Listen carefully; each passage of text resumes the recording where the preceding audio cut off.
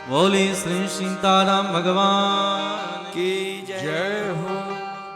तो सबके ममता ताग बटोरी, मम पद मन ही बांध बधी डोरी।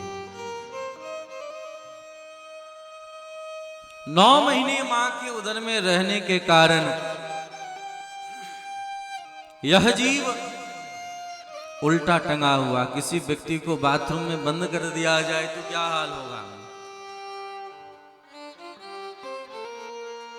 उसी प्रकार सीधे तो रह भी ले, लेकिन 9 महीने तक किसी जीव को उल्टा टांग करके रख दे, इससे बड़ा प्रायश्चित और क्या होगा। 9 महीने तक अगर किसी को उल्टा टांग दे, सिर जिसके नीचे हो और पांव ऊपर हो। सीधे तो लोग रह सकते, लेकिन उल्टा रहना है। भोजन पानी की व्यवस्था हो तो कारागार में भी कुछ देर लोग रह ले, लेकिन भोजन पानी की भी व्यवस्था ठीक नहीं। मां के उदर में परा जीव मां के भरोसे रहता है। जीव मां के भरोसे रहता है, नाभि के माध्यम से उसे प्राप्त होता है। और मां जब चटोरे लेकर के गलत प्रकार के वस्तु भक्षण करती हैं तो बच्चे का क्या हाल होता होगा, सोचिए। कभी तीखा मसाला खा ले, कभी कुछ खा ले। देख तो जठराग्नि की अग्नियां, दुर्गंध, मल मूत्र का बनना। वहां पर वह जीव एक पिंड के भीतर एक गोल बैलून के जैसे केंद्र में पड़ा हुआ है। वह जीव भगवान के सामने प्रार्थना करता है, हे प्रभु मुझे निकालो, मुझे निकालो, मुझे निकालो। जैसे किसी वस्तु को ऊपर रख करके और नीचे से अग्नि की दहकता उसे जला रहे हैं। वह जीव प्रार्थना करता है कि मुझे निकालें गर्भ से। मैंने जो प्रायश्चित किया है, मैंने जो पाप किया है, उसका परिणाम भुगत लिया। मुझे निकालो, मैं निकल करके आपका भजन करूंगा। कपिल देव भगवान अपनी मां से कह रहे, मां जब जीव बहुत प्रार्थना करता है तो भगवान बार बार दर्शन देने आते हैं। भगवान कहते हैं कि तू सच्चा व्यक्ति तो नहीं है तो झूठा, बहुत झूठ बोला। गर्भ से निकल करके जाता है, गर्भ में कहता है कि हम आपका भजन करेंगे, और निकल करके जाता है सबसे पहले यही बात भूलता है, हम आपका भजन करेंगे। तू मुझे छोड़ करके संसार का ही भजन करने लगता है। कहा महाराज जो शपथ ले लो, जहां आप सिग्नेचर करवा लो। तो भगवान ने कहा चलो इस बार मैं करवाता हूं। और सबके अंगूठे पर भगवान ने अपने सुदर्शन चक्र का चिन्ह लगा दिया। कहां लगाया? अंगूठे पर। दुनिया का हर हस्ताक्षर बदल सकता है, अंगूठे में लगा हुआ सुदर्शन चक्र नहीं बदल सकता है, जो आप सबका आधार है। बोलो राधे राधे। राधे राधे। आधार कार्ड में तो अंगूठा ही लगता है, तो सबने अंगूठा लगाया भगवान के सामने। महाराज मैं अंगूठे का निशान लगा रहा हूं, अब मैं झूठ नहीं बोलूंगा। अब तो कोई कितना भी छुपा करके रखे, सब दिख ही जाता है। बोलो राधे राधे। राधे राधे। कि नहीं, अंगूठे के निशान लगाने से सब कुछ निकालना आसान हो गया। बहुत लोग नोट छुपा करके रखे थे, ऐसा नोटबंदी लगा कि सबके खजाने खाली हो गए।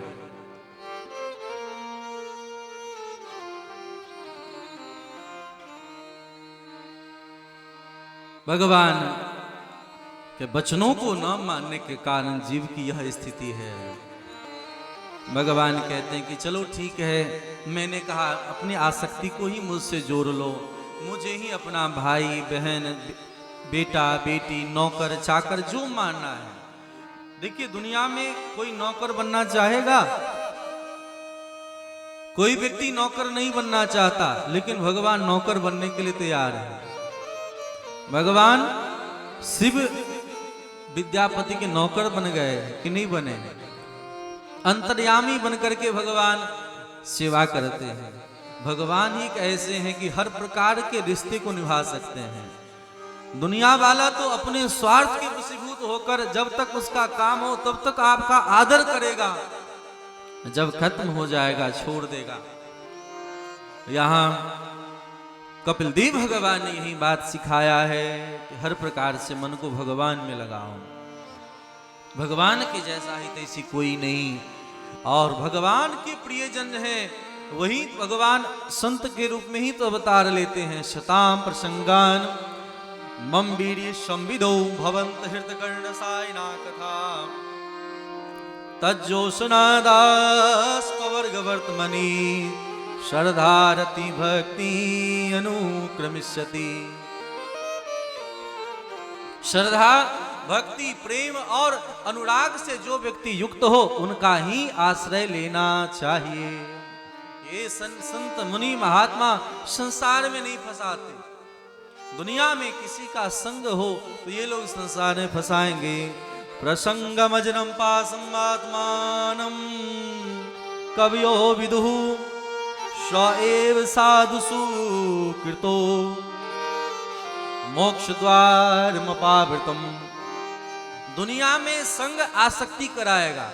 किसी से दोस्ती हो जाए, ज्वेरी का संग हो जाए तो जुआ खेलना सिखा देगा। नशा करने वाले का संग करें तो नशा करना सिखा देगा। रिश्तेदार से संग करें तो मोह करना सिखा देगा। लेकिन संतों से प्रेम करेंगे, स्नेह करेंगे तो भगवान से प्रेम करना सिखाएंगे। संत मुनि महात्मा खुद की पूजा नहीं कराते, तो संत मुनि महात्मा भगवान की पूजा कराते हैं, भगवान की सेवा करवाते हैं। इस प्रकार भगवान के अवतारों के साथ साथ हम लोगों ने ब्रह्मा के सनकादिक नारद 9 पुत्र उन सब के बारे में सुना। पुनः मनु और शत्रुपा के बारे में सुना। पुनः हम लोगों ने मनु जी के जन्म के बारे में, ब्रह्मा ने आदेश सदृश मनु और शत्रुपा को बनाया, यह जाना। मनु जी महाराज के यहाँ 3 बेटी का जन्म हुआ जिसका नाम पड़ा आकुति, देवहूति, प्रसूति। तीनों के विवाह को जाना। तीनों के वंश में भगवान आए। आकुति, देवहूति, प्रसूति, देवहूति महारानी के यहाँ ही कपिल देव भगवान आए। प्रसूति महारानी के यहाँ ही सती महारानी प्रकट भई। और जब इनकी पुत्री सती का त्याग हो गया तो प्राण छोड़ करके पुनः पार्वती रूप में प्रकट भई और भगवान भोलेनाथ के साथ धूमधाम से ब्याह हुआ। ये कथा हम लोगों ने सुना। आज बड़ा सुंदर तिथि मुहूर्त है, ध्यान देंगे। आज अग्रहण शुक्ल पक्ष पंचमी है। आज के दिन ही हमारे मिथिला में श्री सीताराम भगवान का विवाह उत्सव हुआ था। इसीलिए आज के दिन धूमधाम से लोग विवाह उत्सव करते हैं। मैरिज डे वास्तव में आज ही है। जिन लोगों को अपना मैरिज डे याद ना हो आज के दिन मना लिया करो। बोलो राधे राधे। राधे राधे। ये तो ब्रज की बात है, हम लोग भागवत कथा से हैं। तो आपको बता दूं, वृंदावन में प्रसिद्ध श्री बांके बिहारी लाल जी, कितने लोगों ने नाम सुना है बांके बिहारी जी का?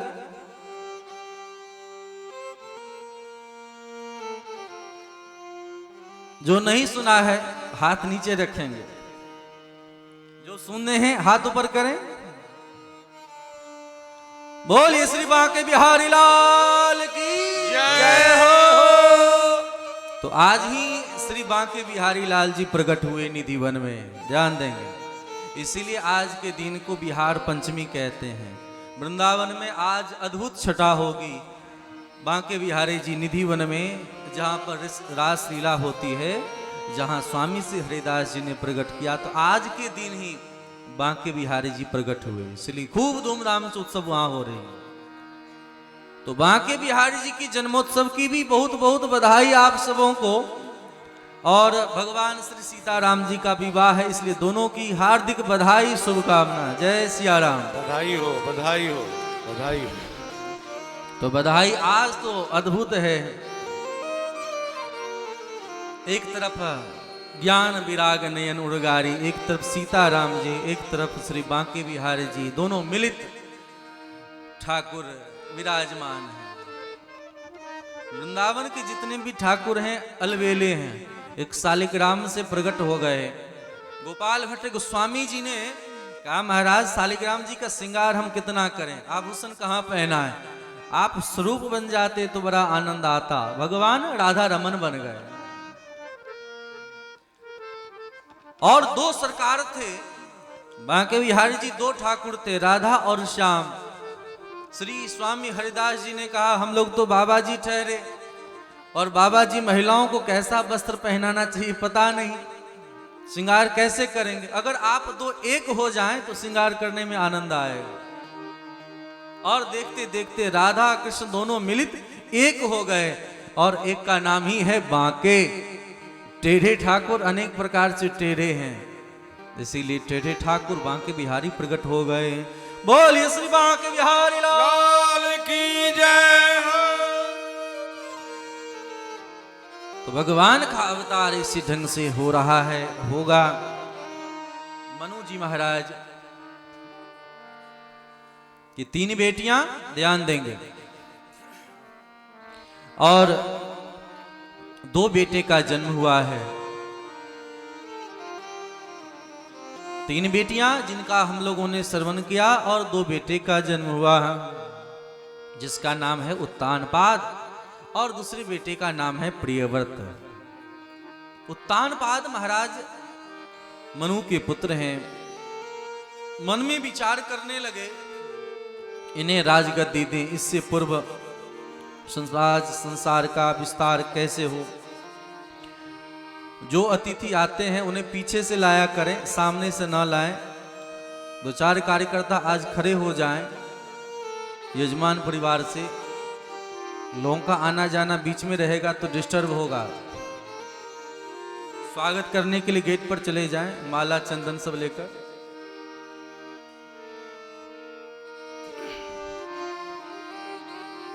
बोलिए भक्तवत्सल भगवान की जय हो।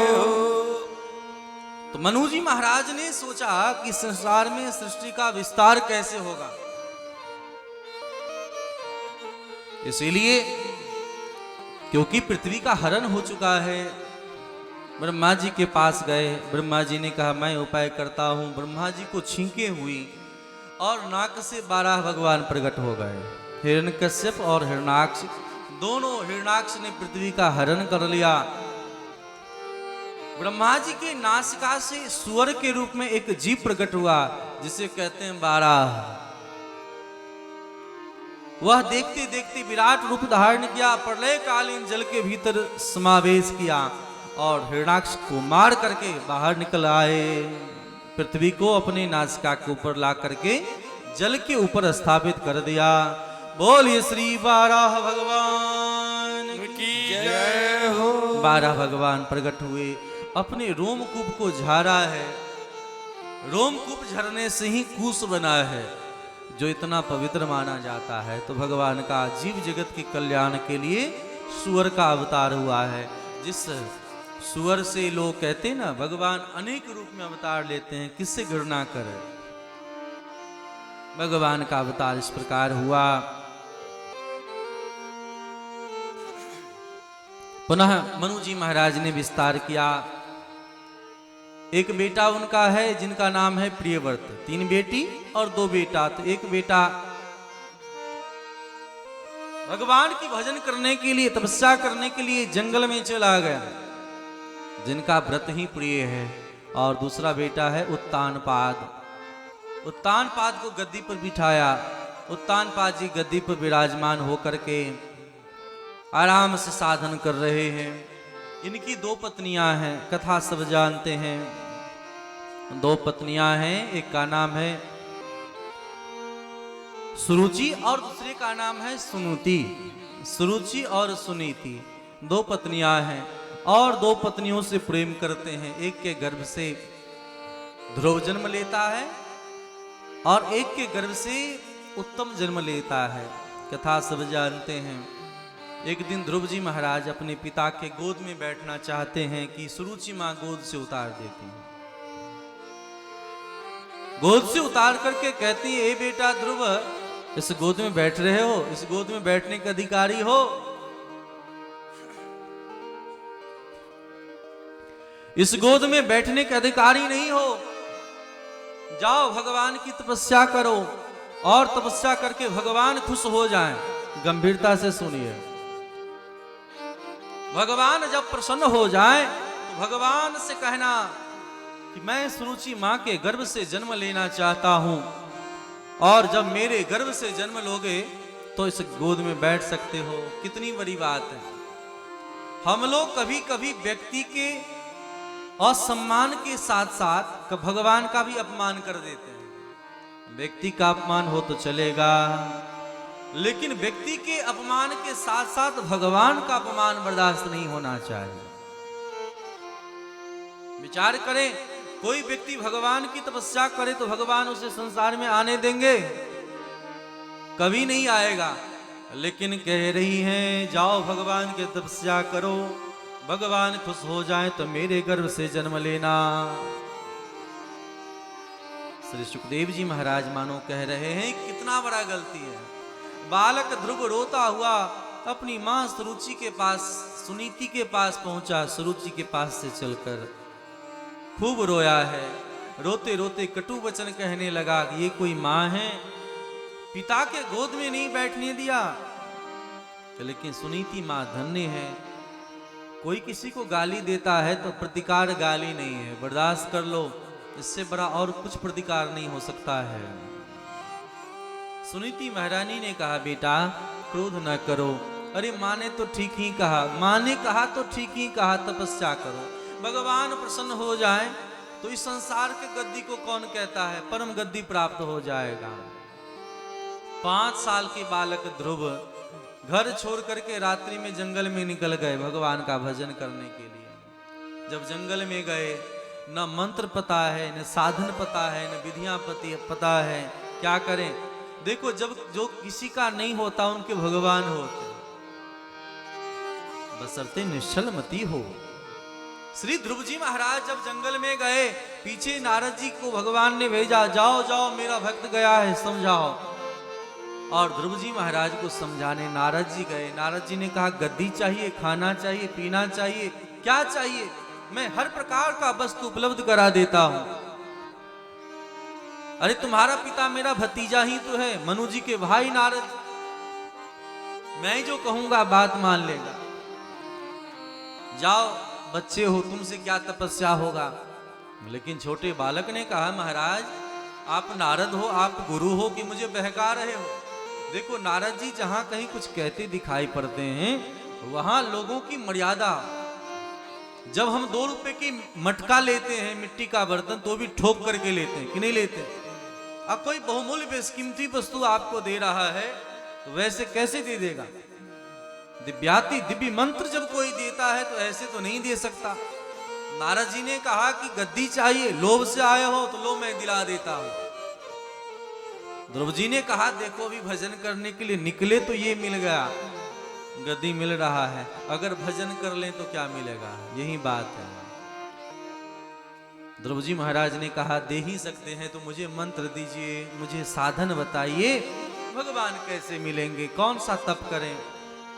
तब उनके कानों में दिव्य मंत्र दिया, ओम नमो भगवते वासुदेवाय,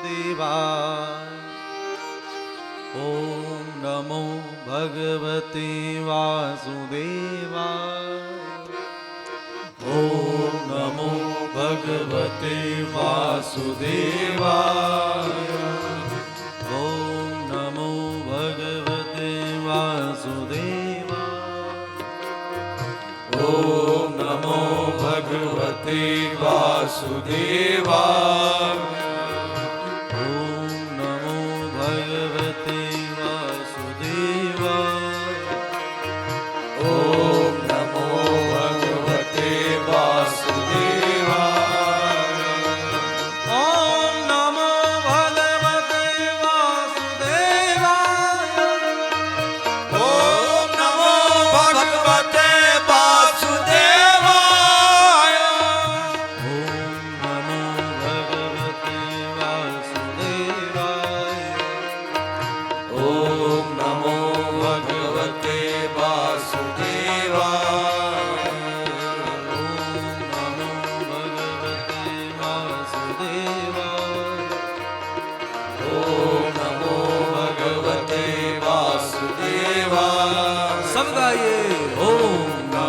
भगवते वासुदेवाय। ओम नमो भगवते वासुदेवाय। ओम नमो भगवते वासुदेवाय। ओम नमो भगवते वासुदेवाय। ओम नमो भगवते वासुदेवाय। ओम नमो भगवते वासुदेवाय। ओम नमो भगवते ओम नमो भगवते वासुदेवाय। वासुदेवा वासुदेवा वासुदेवा। तो इस प्रकार श्री ध्रुव जी महाराज भगवान का भजन करने लगे। धीरे धीरे अन्न छोड़ दिया, धीरे धीरे जल छोड़ दिया, धीरे धीरे वायु को छोड़ दिया। जब इस प्रकार भगवान की भक्ति में तीव्रता हो, भगवान कहते हैं, ध्यान दें, पत्रम पुष्पम फलम तोयम यो में भक्त्या प्रेक्षति। पत्रम एक वचन, पुष्पम एक वचन। ये नहीं कहते गंगा जल चढ़ाओ, तुलसी पत्र ही चढ़ाओ, अरे धतूरे के पत्ते को चढ़ा दो, भगवान मना नहीं कर। नहीं कहते मुझे इस प्रकार का ही फल चाहिए, धतूरे के फूल चढ़ा दो, खा लेंगे भगवान। तो पत्रम पुष्पम फलम तोयम यो में भक्त्या प्रयक्षति। लेकिन भक्ति हो भीतर में, आज भक्ति होता नहीं और कहते हैं भगवान कहाँ प्रसन्न होते हैं। बोले राधे राधे। राधे राधे। तो भक्ति, भगवान ने ब्रैकेट में शब्द को घेरा है, पत्रम पुष्पम फलम तोयम यो में भक्त्या प्रेक्षति। भक्ति हो तो भगवान आपके वस्तु के भूखे नहीं है, दुनिया वाले आपके वस्तु के भूखे नहीं। यो में भक्त्या प्रयक्षति। आज भगवान ने इनके साधना को देख करके पूरा धरातल थरथर कांपने लगा तपस्या से। भगवान देखते देखते आए, प्रकट हुए। ध्रुव जी इतना ध्यान में मस्त हो गए कि भान ही नहीं है। भगवान आए तो भगवान देखते देखते सामने प्रकट हो गए, भीतर से छवि को छुपा लिया। छोटे से बालक ने भगवान को देखा है और